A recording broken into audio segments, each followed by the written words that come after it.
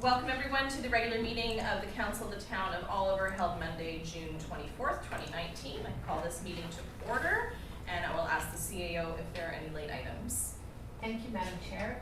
There are no late items, but I would like to take the opportunity to acknowledge our new Director of Development Services, who will be starting on July 2nd. He's sitting in the audience, and that's Randy Gould. Alrighty. Welcome. Congratulations. It doesn't mean we're getting rid of Chris right away, but there will be a transition. It's not Chris, it's the RDOF. Feel like Chris. Thank you, CAO. So then I'm looking for a motion to adopt the agenda as circulated. Councillor Ventimilla, second. Councillor Schwarzenberger, any discussion? Hearing none, all in favor, opposed, motion carried. Item D1, looking for the adoption of the June 10th, 2019 regular open council meeting minutes.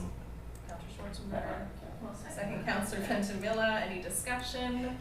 Hearing none, all in favor, opposed, motion carried. Moving to item E1, the April 24, 2019 Food Action Advisory Committee meeting report. For a motion to thank you, Councillor Ventimilla. Second, Councillor Schwarzenberger. Any discussion? Well, I just have one comment to make. I didn't attend that meeting. I was not available, but in reading through the minutes, one of the presenters I just found interesting that they noted that Oliver is about 2 years ahead of Penticton in regards to food security, and that is due to the support of council and staff. So I just thought I'd highlight that we're on the leading edge, which is kind of exciting. Okay. That's it. All in favor? Opposed? Carried. Item E2, the May 31st, 2019 Downtown Advisory Committee meeting committee minutes for receipt. Looking for a motion to receive. Councillor Schwarzenberger, second. Councillor Ventimilla. Any discussion? Hearing none, all in favor? Opposed? Motion carried. Item E3, June 10th, 2019 Committee of the Whole minutes for receipt. Looking for a motion to receive. Councillor Ventimilla, second. Councillor Schwarzenberger. Any discussion? Hearing none, all in favor? Opposed? Motion carried. Moving on to water matters. F1, request for consent Crown Land Acquisition CAO's report. I'll refer over to the CAO. Thank you, Madam Chair. The report is in front of the council tonight to provide additional background information with respect to the request for a 3-meter wide former irrigation lateral that's presently owned by the province, and the adjacent property owners would like to acquire it. Council had asked if they wanted to ensure that we had access to our property, and so we have looked into that, and we have access to our property that abuts to this particular piece of property on Road 16 and on Road 18. And with further investigation by our Director of Operations, we have no infrastructure in that lateral, that former irrigation lateral. So the recommendation for council is that council provide a letter to Forestry, Land, Natural Resource Operations and Rural Development advising the town of Oliver has no objections or concerns to the sale of the 3-meter wide strip of crown land adjacent to the south side of lot 369, District Block 2450S, SDYD Plan 1957. Good year. Thank you, Ms. Cowan. Any questions or questions? Do we have any infrastructure in our property? There is some in there. In our property? In our property, but not in that lateral. That's accessed through? Through Road 16 and 18.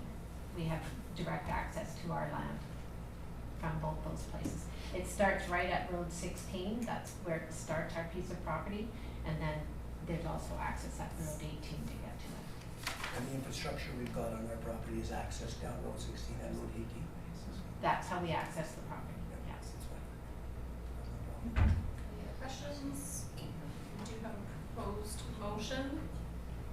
I will move the proposed motion that council provide a letter to Forestry, Land, Natural Resources, Operations and Rural Development advising the town of Oliver has no objection or concerns to the sale of the 3-meter strip of crown land adjacent to the south side of that legal description up there. I'll second that. Second, Councillor Michelle, thank you. Any further discussion? Hearing none, all in favor? Opposed? Motion carries. Moving on to item F2, Canada's Mitigation and Adaptation Fund Gallagher Lake Siphon Project Update, and I will refer to the CAO. Thank you, Madam Chair. I just wanted to provide council with an update on the application that we put forward to the DMAF for the Gallagher Lake Siphon Project back in January of this year. We received an email on January the 12th advising that we were not successful in receiving that fund, but at the same time they said that we may be eligible for under the Invest in Canada infrastructure program. But I did talk with the Municipal Affairs, and it was confirmed that agricultural water does not qualify under that program. It was basically a canned response to everybody that was received, so the big word there was may. And it was, I've also talked to Municipal Affairs with regards to if there was an expiry on the $5 million that they have provided us. And they have communicated verbally to me that they do not see a expiry date on it. However, the funds would not be guaranteed for a long period of time, like 10 to 20 years. They would not guarantee that. They couldn't do that. And so I've asked for written confirmation from them with regards to that, as well as the ability for us to access what we have to do to be able to access those funds when we do want to use them. So I'm waiting for that to be forwarded to us at this time. And then I've also continued having discussions with the federal government. There's one gentleman in the infrastructure program down, our ministry down in Ottawa that is been working on our file, and we did receive an email from someone in the public, and it's with regards to the federal real property and federal immovables, and it's a section of the Public Works and Government Service Act. And there is a section in there that the minister may incur expenditures or perform or have performed services or work in relation to, and if you, in section C of that, it says any real or immovable property, any work or any other property not belonging to Her Majesty in the right of Canada with the consent of its owner. So I've just queried them with regards to, is that possible for them to look at this project? And because they've been looking for a mechanism to try and provide us funding, and every grant that they have out there, infrastructure, for infrastructure, the agricultural water does not qualify for it. So the Minister's Office for Public Works and Government Services is currently looking into what circumstances that may apply with regards to them putting funds towards infrastructure that other people own. So I'm just waiting on that. I just had a conversation just last week with him, and we've been conversing usually every 2 weeks we talk, and he just brings me up to date on where they are, or I bring him up to date on different things. And I did provide a lot of information to him because he was new in the department, and they were still of the understanding that it was a private utility. And I said, this is not a private utility, this is a public utility that is paid for by user fees. It's not a private utility at all. I said, some of our customers are agricultural people like wineries and stuff, but it's the agricultural people that we are providing this service to. It's similar to an irrigation district, but it's our utility. So there is no privatization in that utility at all. So I really stressed that with him. And that's the update. So I was just wanting to give you information with regards to that. Thank you, Ms. Cowan. Any questions? Shows you the level of I'm sorry. That's what you Okay. Shows you the level of communication over in those departments that 3 years in, or however far we are, they still think it's a private utility. want to make a comment that I think year and a half, 2 years ago, talking to various politicians on the Liberal side, and I don't want to mention their names, it sounded like they needed a mechanism to give us the money. They wanted to give us the money. We met with the provincial Minister of Agriculture. She said the same thing. We can help facilitate. I don't know how that all dissipated, but we're not in the loop as a council. But I'm disappointed that it disintegrated because it sounded like they wanted to give us money and they were looking for a mechanism. And they asked us to coordinate with the provincial government. We met with them and they said, yeah, okay, our staff will try and coordinate that all, and now it's all gone. I don't know how that happened. I'm not happy about that.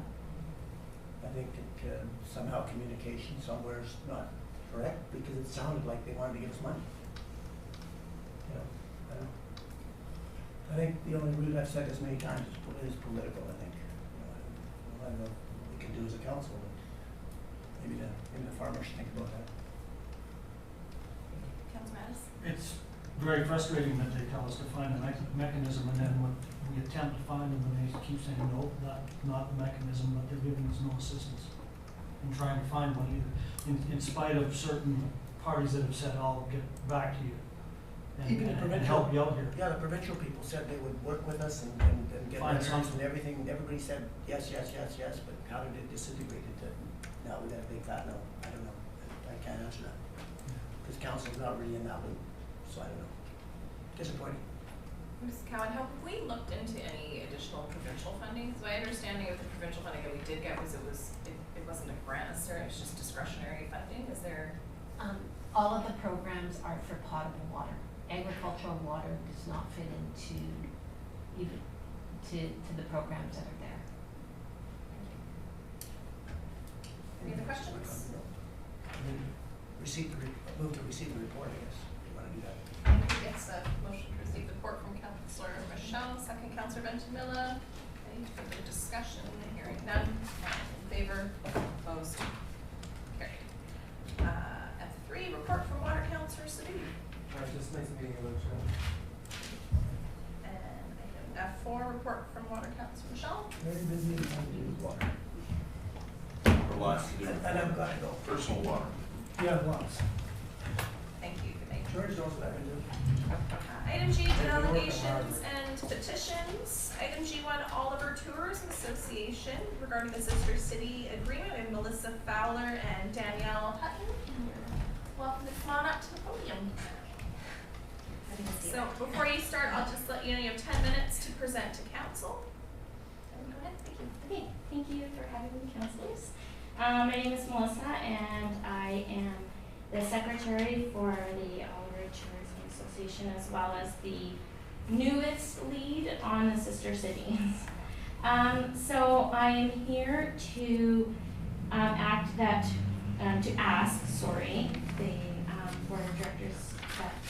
board of directors, us, ask that we renew the existing agreement between the town of Oliver and the Tourism Association for our Sister Cities grants.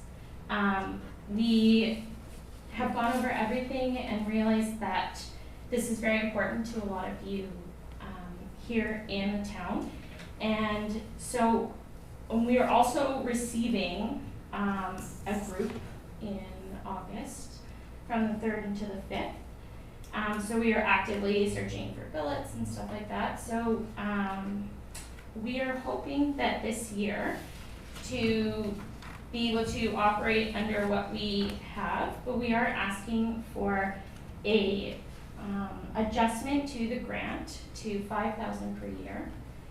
We are hoping that this will help facilitate us to send a delegation of our own next year to Japan, as well as open up better communications with Lake Chelan. We have found that there has been minimal communication with them. This year we are hoping to invite them up to participate in our Festival of the Great. But we are hoping to work with TODA to utilize Highway 97 and work with Lake Chelan and hopefully get something going with that. I'm a little new on understanding that point, but I will be looking through it all and making sure we have a Route 97 concept of making connections. So we went to, excuse me, it's very special.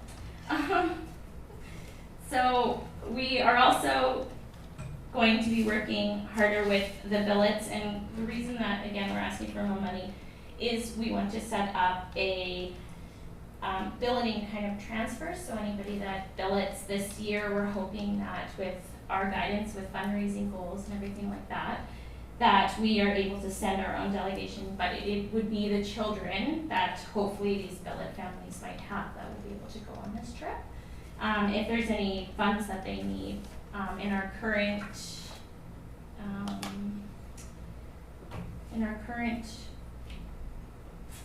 proposal, with you guys, we have it that we are to help them with 1/3 of their costs. So we are hoping to remove that, but on the off chance that that happens, and to basically be able to receive this delegation and make sure that they have a good time, help billeting families with anything that they need, we're asking for that increase in the funding to make sure that we don't fall short of being able to make sure that we can participate actively with our sister cities. Thank you very much. Any questions from council? Councillor Schwarzenberger. Thank you, Madam Chair. Through the chair to the CAO, can you tell me what the current agreement states as far as money going to OTA for the Sister City program?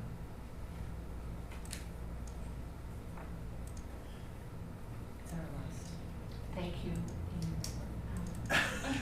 Thank you for the tough question. Yeah, thanks for the tough question. I think it's budgeted at $2,500 each year that we put over. Is that your understanding? Yes. $2,500 is budgeted for the Sister City program, and so much goes into Lake Chelan, and so much goes into the Bandai program. Yeah, we had 1,000 to Lake Chelan and 1,500 to Bandai. Oh, so it's 3,500. Yes. Oh, 35, that's right, Yes. 2,500 to Bandai Yeah, and 25 to 1,000 Bandai and 1,000 to Lake Chelan. Okay. So this would be an increase of $1,500.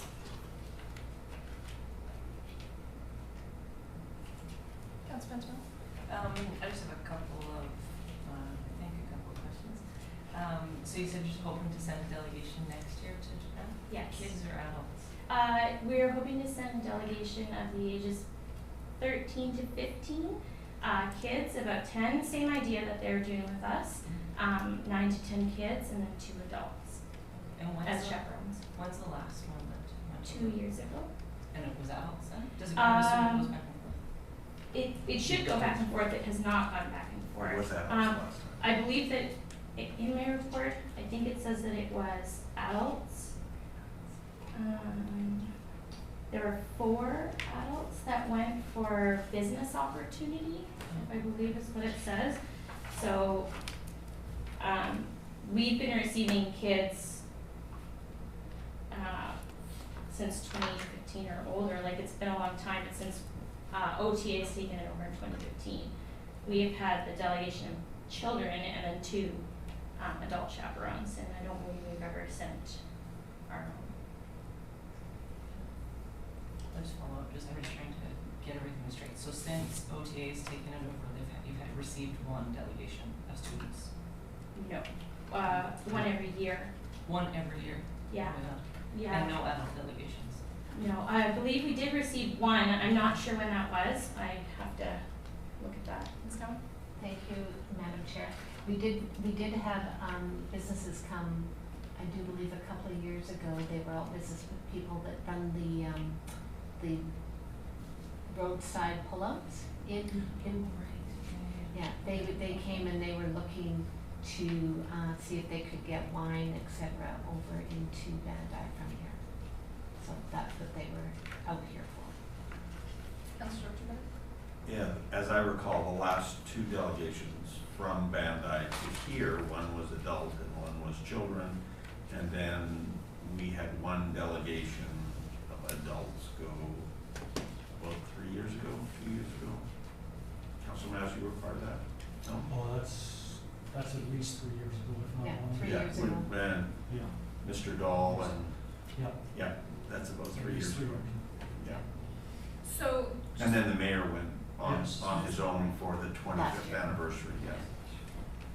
so the $1,500 then, that's specifically, like, the extra is to assist with travel costs for the youth delegation? Yeah, it is. We want them to do fundraising so that they, understand how important this initiative is and that they are able to understand the cost and gain that kind of relationship with people and know that, having these kind of relationships are important, but they take time and effort. So with fundraising, we want to help them and stuff like that.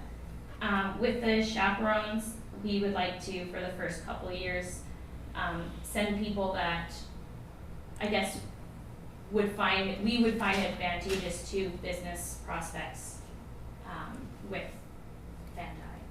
So for the first year to send, potentially, or to have sent, but to ask that potentially someone from the Oliver Tourism and someone from council would be the chaperones and accompany the kids that way. Councilman?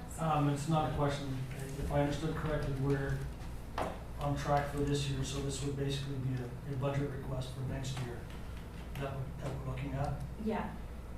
So that's something that we would take up at the end, either the end of the agreement, when it's, I'm not sure exactly when it expires. The agreement's already expired. It's already expired? Yes, sorry, so it would be now, but it would, because the agreement's expired. So that's something that the administration will be negotiating with you. And I think it was on our, if I read this correctly, at one point that we were waiting for this presentation before council made a decision to direct staff as to what we were going to do, so. In terms of direction for that negotiation. I'm not sure whether that would be an in-camera item or not. Sidhu? Thank you, Madam Chair. Staff have not had an opportunity to really look at this proposal that's been put forward. We started working on having the agreement re-signed, renegotiated on the terms that we had originally developed at the beginning. So this just came in, I do believe, last week. So we haven't had that opportunity to review this to the degree that we should. So, Would be prudent to bring it to a further meeting. it would be good for us to be able to review it and provide you with information. Any other questions, Councilman Tony? One more question, just because I was trying to follow around and take notes, which then makes me sometimes get more lost. But you said something about somewhere in there you're covering 1/3 of the cost of something and you're hoping to remove that. Yeah, I don't have the other, I should have brought it, I apologize, but in our old agreement with you guys, it states that OTA is responsible for 1/3 of the cost to send and receive the delegations. That's out of the funds that we give you, Right. and Okay. and the stuff that's in the reserves. Okay, That's where that money goes to. right. Is for the travel for children. I do believe it's children and possibly the 9 to 10 1/3 and of 2 it. adults. It says assisting youth and chaperones from the town for trips to Bandai, paying 1/3 of the airline tickets and receiving funds from Bandai and allocating them only for the purpose set out in subsection 1(2)(b)(4). Yeah, which is also another reason for asking for an Yeah. increase, because 1/3 of 9 or 10 kids and 2 adults, their tickets, that would be very costly. It's just the airline tickets because they usually are hosted quite well when they get over to the Yeah, absolutely. over to the other. Yeah, there's virtually no expenses once you're there. Yeah, It's all definitely. airline. I'm not sure where the 1/3 stipulation came from, that seems a little onerous, but again, that's a negotiation between staff and the OTA.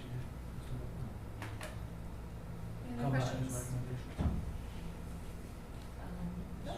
Yeah, do we need a, through the chair to the CA, do we need a motion for staff to do this and bring it back, or you're just gonna do that automatically? Could I have a motion, please? Okay. Okay. the council directs staff to negotiate a proposed new agreement with OTA for the Sister City program, along with a budget suggestion or budget recommendation to be brought forward in a future meeting. The next meeting. Yeah, next meeting if possible. Need to be next meeting? No. I guess it doesn't need to be, does it? We only have so much budgeted at this point in time. Okay, well, when you, And there is, I do believe, funds in the reserve fund that have, you've got quite a healthy reserve fund, I do believe. Right, and so I'm not sure what that is, I right? think the It's reserve fund was reserved $9,700. specifically for sending kids over to. Yeah, that and the chaperones, yeah. Yes. okay, the council directs staff to negotiate a new agreement with OTA for the Sister City program, along with a budget recommendation to be brought back to a future meeting. Let's And I'll move that. By Councillor Whitmore, second by Councillor Nadas. Any further discussion? Hearing none, all in favor? Opposed? Motion carried. Thank you very much. Alright, moving on to age development permit and variance permit. Item H1, development variance permit for 7098 Tuckalnewit Drive. And I will refer to the CAO. Thank you, Madam Chair. I'm going to refer this over to our contract planner, Christopher Garrett, to provide you with the background on this development variance permit. Thank you. So, I want to flag at the beginning, this is a bit of an oddball. It's not the usual type of variance that council is asked to consider, only in the extent that usually when you're asked to vary a setback requirement, it's usually in the zoning bylaw. But in this particular case, what council is being asked to do is to vary a condition that was contained within a development variance permit that was approved by council in 2002. And that particular permit imposed a greater setback requirement than is otherwise required in the zoning bylaw. And the staff's understanding that greater distance in the setback was required in relation to allowing for a suitable corridor for heavy vehicles to be accessing the rear of this particular parcel. This condition was imposed when the parcel was being subdivided into 3, and the applicant at that time was seeking variances to the subdivision servicing bylaw, or its equivalent at that time. So in that context, we've looked at this. What the applicant is seeking now in terms of a 1.5 meter setback is consistent with the RS1 zone setbacks that apply. I appreciate that condition 4B in the 2002 permit also contains other setbacks in addition to this 2.5 meter side setback. But we feel that there's other existing regulations within the zoning bylaw or existing covenants on the parcel that already protect what this condition speaks to. So basically waiving this condition for the subject property we don't feel is inappropriate. That's our recommendation personally. And I should add, it's to allow for the development of a new house on the parcel. Thank you, Mr. Garish. Ms. Cowan? Thank you, Madam Chair. I just want to clarify something with regards to the setbacks that are in there. They were put into the development variance permit back in the day, in 2002, because that's the setbacks that were in place in the zoning bylaw at that time. So they didn't want to lose them with the variance that they were providing, so they threw them in, they also had them in the variance at that time. I had to go back to the corporate memory that we had on that one.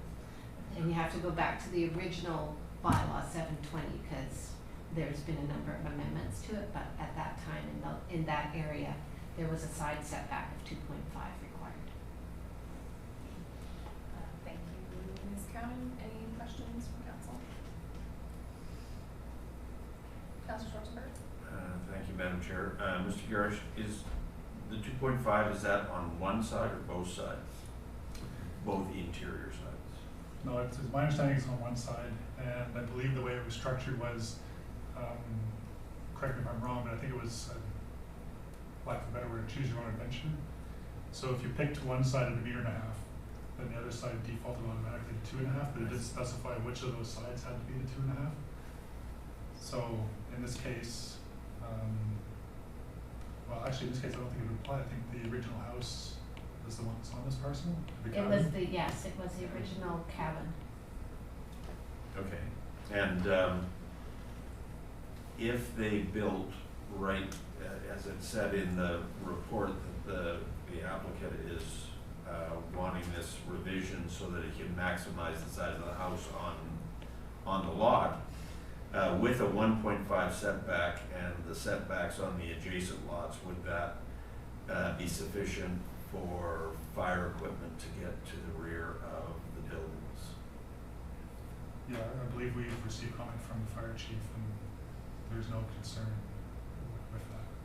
Thank you. Councillor Mattis? Thank you.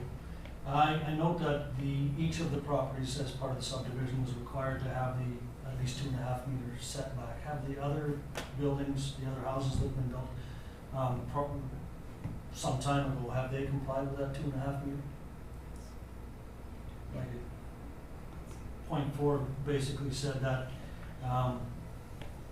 no buildings are to be constructed within 1.5 meters of any adjacent property lines or within 1.5 meters of any new internal property line, and a setback of at least 2.5 meters shall be provided on one side of each new parcel. Have the other parcels complied with that 2.5 meter setback?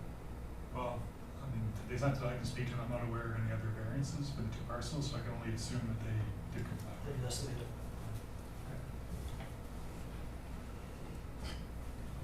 Any other questions? We do have a proposed motion that council approve development variance permit number 2019-16.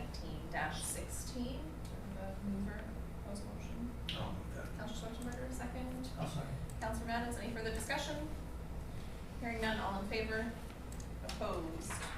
Motion carried. Moving on to I, bylaws. Item I1, zoning amendment bylaw 1380.07, visitor and persons with disabilities, vehicle parking regulations and fencing regulations update. Here for a third reading, and I will refer to the CAO. Thank you, Madam Chair. I'm going to pass this over to Mr. Garish. This was with respect to the public hearing that we had earlier. Thank you. I don't have too much more to add other than what I said at the public hearing.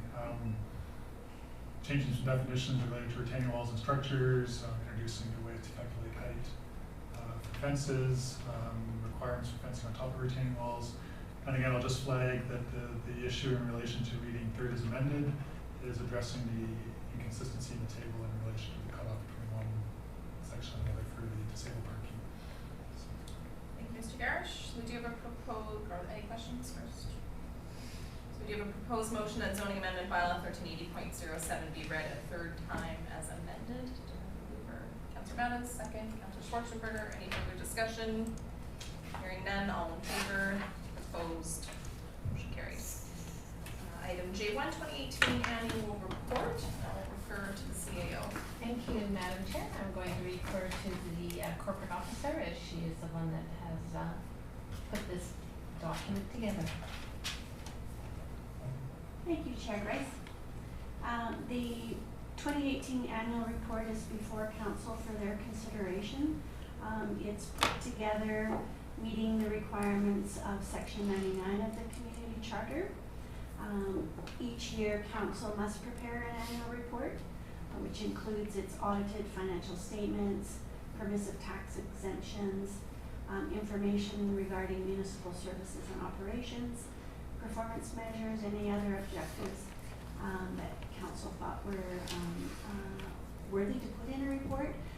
We did do some advertising in the local Alder Chronicle, had the report available for inspection or at the front counter.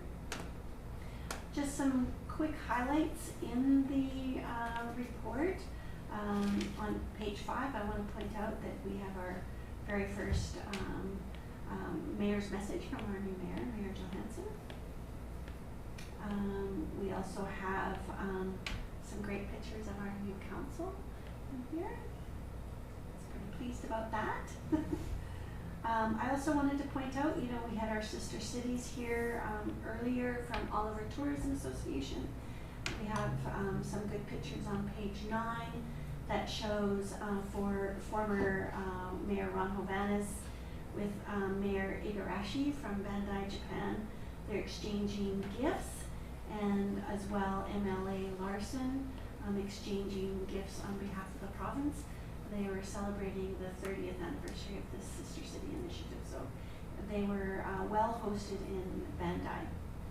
On page 10, we have I just wanted to point out the picture of Jane Stelkia from the Osoyoos Indian Band.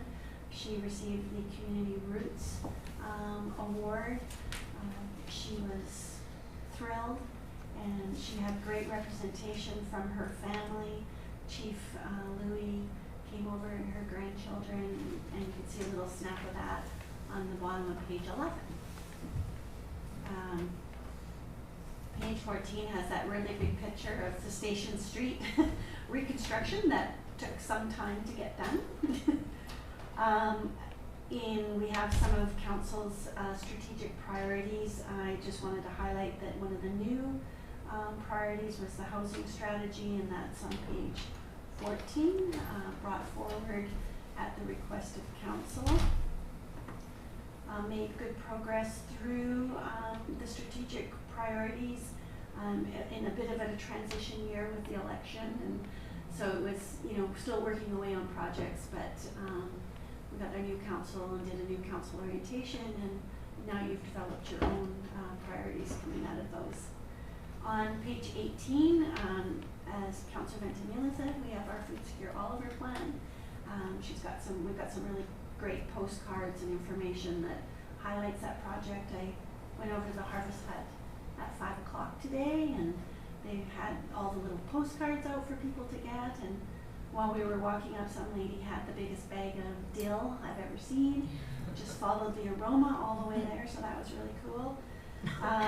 Also pointing out that we launched our social media as well in 2018, and we've established a pretty good following on our Facebook and Twitter feeds. Twitter's not as great, but Facebook is definitely popular. The next page on 18 is our departments, and I just wanted to point out that we did our new branding, and we have a nice entrance into our community with Canada's wine capital. That sign was refreshed, and our logos and our templates and such were refreshed as well. The next page, our finance department, we've got our picture of our new CFO, Doug Leahy, and he brought in the bulk of this document. There's a lot of financial information in this, which they present to the GFOA, and we've been successful in receiving that award, I think, for the last 7 years for our annual report and our financial statements, so that's really great.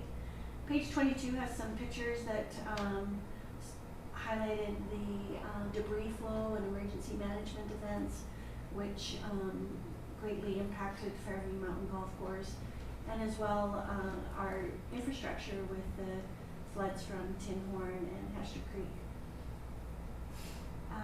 Corporate services, just again, I have pointed out on the bottom of page 23 the emergency management component of those events and how we worked hard to try to deal with it. Oliver Airport became, I heard the other day that they had a nickname for the Oliver Airport as Sandbagistan, because they were producing all the sandbags for this whole area, and I think there was millions of sandbags. You can see the picture there that shows all of the sandbags that were bagged at the Oliver Airport. Again, just moving through, great report and pictures from the Oliver firefighters. They had their spring training seminar this year, and I'll talk about that a little bit later at the next report, where they're looking for a grant for some more training abilities. The Director of Operations provided some good statistics, which is new to the annual report this year, where it shows some of the numbers of how many kilometers of roads and how many kilometers of sidewalks, and it just kind of puts that into numbers for people so they can see. You may have some errors on that page in terms of irrigation water and reclaimed water. Well, I can definitely check with I the, think the we have director more of than, I operations. think we have more than a quarter of a kilometer of irrigation left. Yeah, maybe it's just 24 kilometers, right? No, 0. Thank you for pointing that out. 0.24. Page 30 shows a picture of our new columbarium, so that's a great new service to the cemetery. And I think they've even sold some niches now, which is really great. Public Works, under the Director of Operations, shows his highlights for the water utility and sewer utility. And then some facts, and then our financial statements, which goes from here to the very end. When you go to page 32, you have a completely different number. Oh, is that right? There you go. For irrigation, 43.7 kilometers. Yeah, so I'll check that number. It's good to have that feedback. Thank you. And that's the annual report. There is a proposed motion before council to endorse the annual report prepared under section 98 of the community charter. Thank you, Ms. Bakovich. I will make a motion. That council endorse the 2018 annual report prepared under section 98 of the community charter. You have a second? Sure. Councilor Ventimilla, any further discussion? Hearing none, all in favor? Opposed? Motion carried. On to item J2, Community Emergency Preparedness Fund, Volunteer and Composite Fire Department Training and Equipment. And I will refer to the CAO. And I will refer to the corporate officer. Thank you. The report before council this evening is with respect to a grant application that the Volunteer Fire Department wishes to apply to the Community Preparedness Fund, which is offered through UBCM. The intent is to, the intent of the grant is to build resiliency of the volunteer fire department with the purchase of new or replacement equipment that facilitates the delivery of training and exercises. Operational costs and purchase of fire apparatus is not eligible. The Oliver Fire Department proposed to purchase CCANs, 4 in total, that would be placed at their training facility over at the airport that would mimic a 2-story home. The firefighters would enter at the elevated portion of the CCANs and travel down a flight of stairs to CCANs that would be placed at a slightly lower elevation to locate and extinguish a fire. A 2-story home of this type, with like a walkout basement, is very typical of homes in this area, so they want to replicate that type of a structure when they're doing some training. So the resolution before council is to authorize staff to submit the application for grant funding through the Community Preparedness Fund for volunteer and composite fire department training and equipment. The application deadline is November 15th. And additionally, that this work would not be undertaken without 100% funding from UBCM. Thank you, Ms. Bakovich. Any questions? Motion. That was just read. Moved by Councilor Ventimilla, have a second. Councilor Schwarzenberger, any further discussion? Hearing none, all in favor? Opposed? Motion carried. Moving on to item K, correspondence, and I will refer to the CEO. I'll Thank you. pass it over to this young lady. Thank you. So the correspondence report contains some items for council's action and consideration. The first piece of correspondence is from Premier Horgan, and it's with regards to the UBCM convention in Vancouver in September 23rd to the 27th. They are, of course, inviting council to UBCM, but also advising that meeting requests can be made to the ministers. The proposed motion before council is that, the options before council, is that you could refer to staff to bring back a report on proposed meeting requests at UBCM, or you may wish to identify some topics this evening for meeting requests with ministers and the premiers at the UBCM convention. And similar, there's a piece of correspondence below that from Minister Selena Robinson. Her meetings are separate from other ministers, because she is your minister for municipal affairs, but she does have a deadline of July 17th, so she does fill up a little bit faster than many of the other ministries. And same proposed motions. Thank you, Ms. Bakovich. Any questions or comment from council? Councilor Danielle? I guess when I read that, I thought, as the year goes on, there's always things that come up that I think, oh, that would be a great idea for, somebody should write that down. And I assume those things have all been written down. So I would suggest maybe that we bring that to our next committee of the whole, the suggestions of things that we've come up with over the year, plus anything else we might think of or be thinking of, and just sort of have a pretty robust conversation. We give ourselves a good amount of time to have a proper conversation about what we would like to. I would agree. I think we need a focused conversation just on our strategy. Yeah. Which would that fall under B? Then council. Yeah, so if we want to bring that to the committee of the whole meeting. Yeah, to bring it back to a committee of to the next committee of the whole. Okay. Yeah. Then that still gives a week. sorry if I may, is that still enough time that if we discuss it in 2 weeks to get the proper paperwork in? Yeah. So we have a So I'll move the amended motion. second. Councilor Mantamila, further discussion? Hearing none, all in favor? Opposed? Motion carried.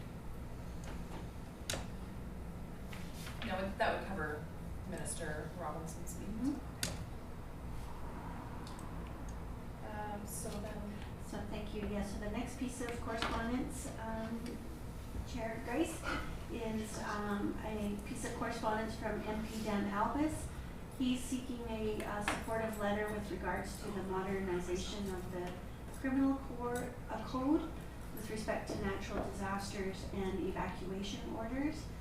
There's 2 options before council to provide a supportive letter to MP Albus's private members bill regarding action against looting in communities that are affected by emergency evacuation orders, or council may wish to receive and file.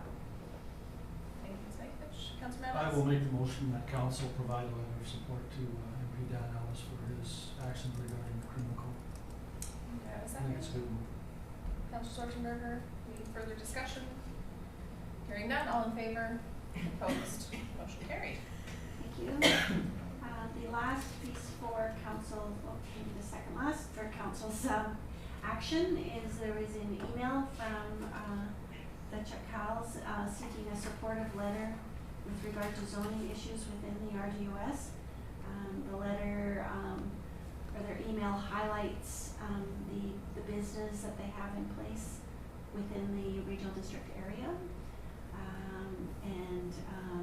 They do note that they have some zoning issues and they're just seeking council's support.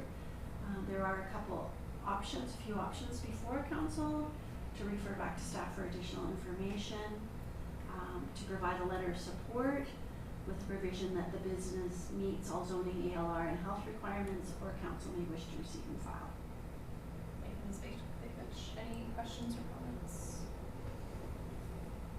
Councilor Maddox? I have no questions or comments, but I'll certainly make the motion that council provide a letter of support with the conditions outlined, and also that we encourage the other parties to work to make this business viable. Thank you, Councilor Maddox. Do I have a second? Councilor Schwarzenberger, any further discussion? Hearing none, all in favor? Opposed? Motion carried.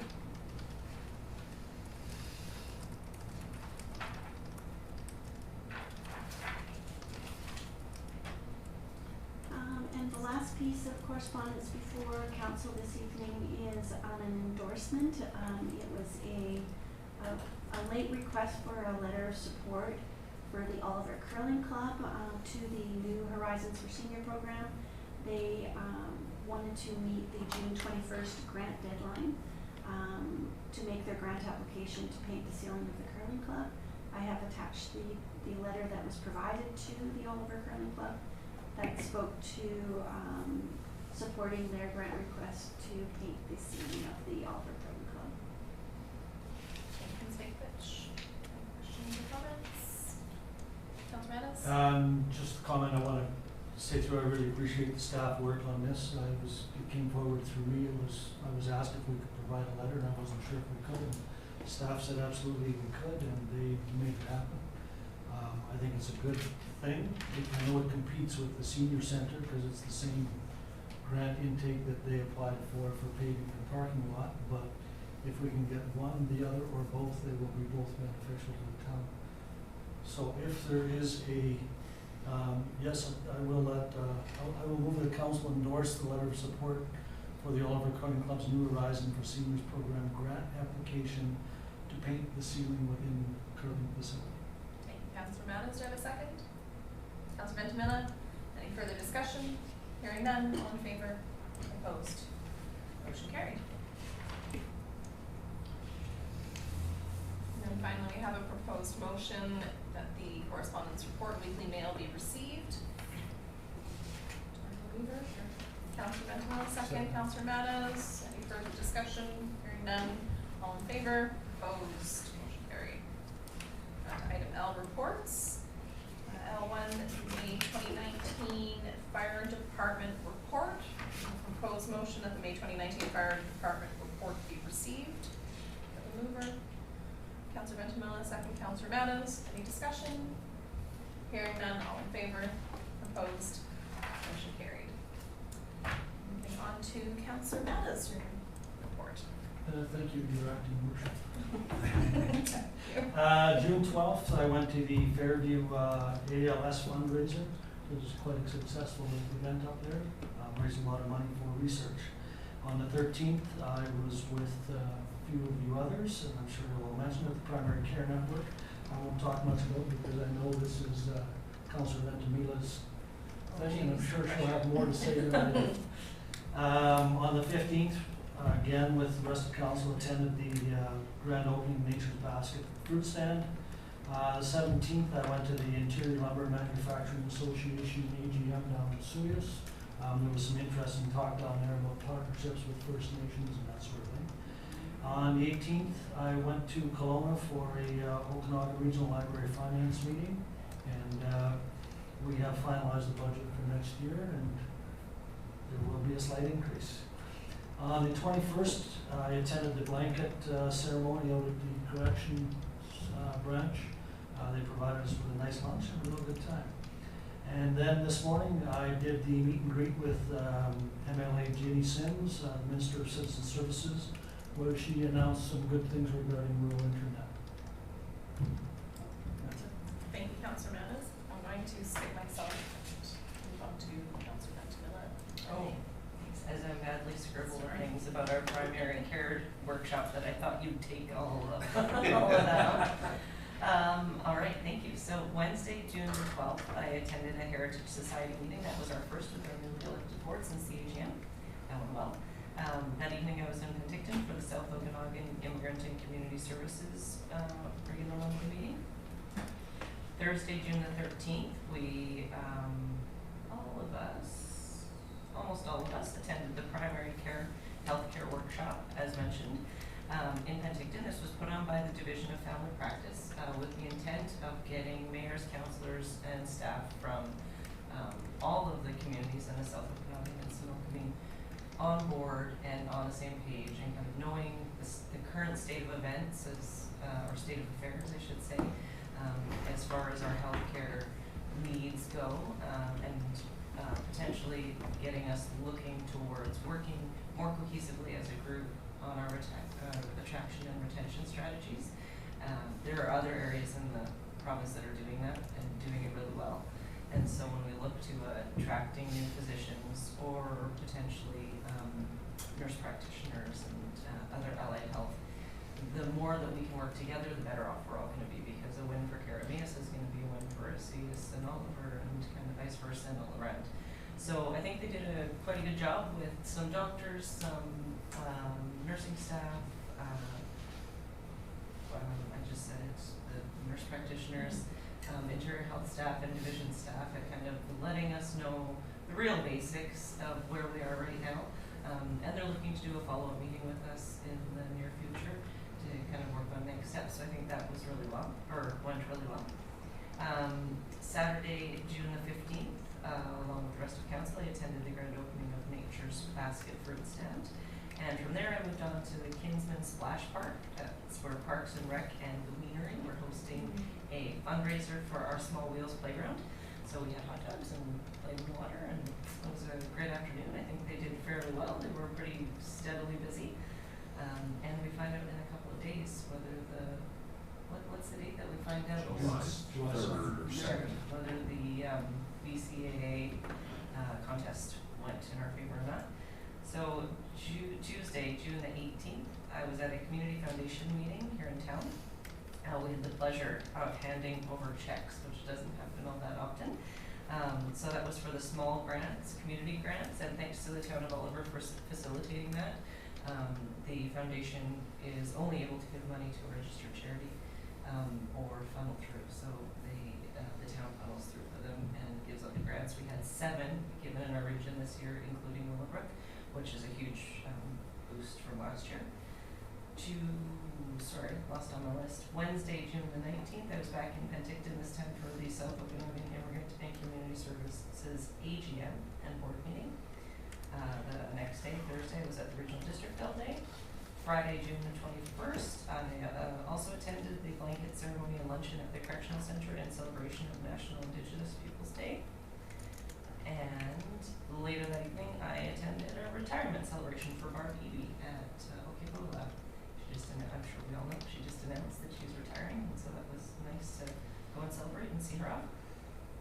And yesterday I was at Lions Park in the afternoon along with Councillor Schwarzenberger. We were there for the St. John Baptiste Day picnic, and I had the pleasure of welcoming everyone on behalf of the town, so it was fun.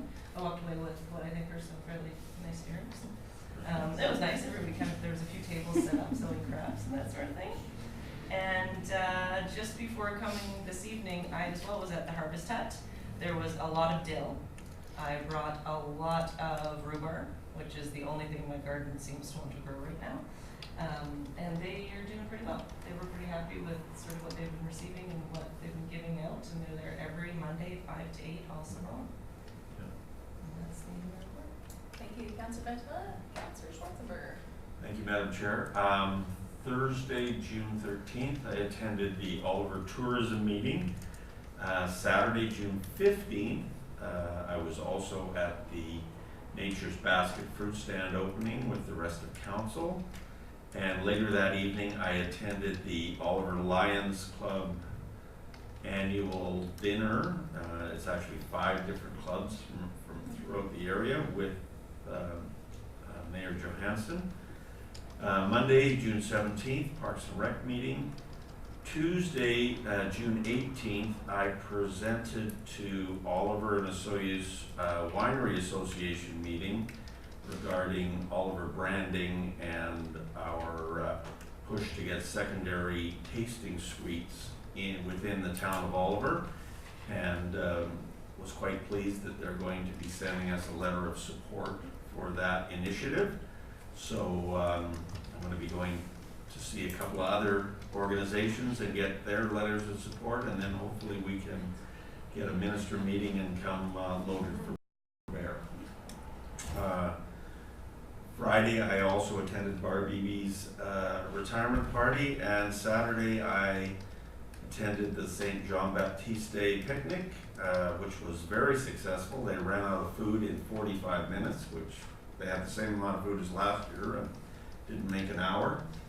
And Petra and I figured out that St. John Baptiste was John the Baptist. Duh. So, and we're both Catholic, so what do I know? Anyway, that's it. Thank you, Madam Chair. Thank you, Councillor Schwarzenberger. So for my report, Thursday, June 13th, I attended also the primary care workshop for elected officials and senior staff in Penticton.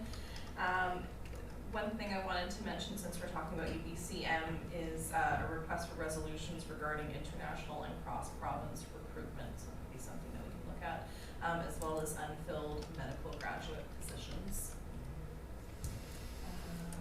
Back to the other page, sorry. There we go. June 15th, attended the grand opening of the Nature's Basket fruit stand, as well as the Small Wheels fundraiser. June 17th, I attended the Community Safety and Crime Prevention Committee meeting. And then today, this morning at Vaso Lake had a round table, although we were standing in a circle in a parking lot, discussion with Minister Donaldson regarding completing the KVR biking trail, particularly the disconnect around Vaso Lake. Afterwards, I attended the Okanagan Correctional Center Community Advisory Board meeting. So speaking with Warden Rempel, she said she feels like, after a few years, it's a prison now, it's solidified. They're still dealing with a lot of the same staffing issues, some of it due to wages, some of it due to housing and childcare challenges, so that's something that they're still working on.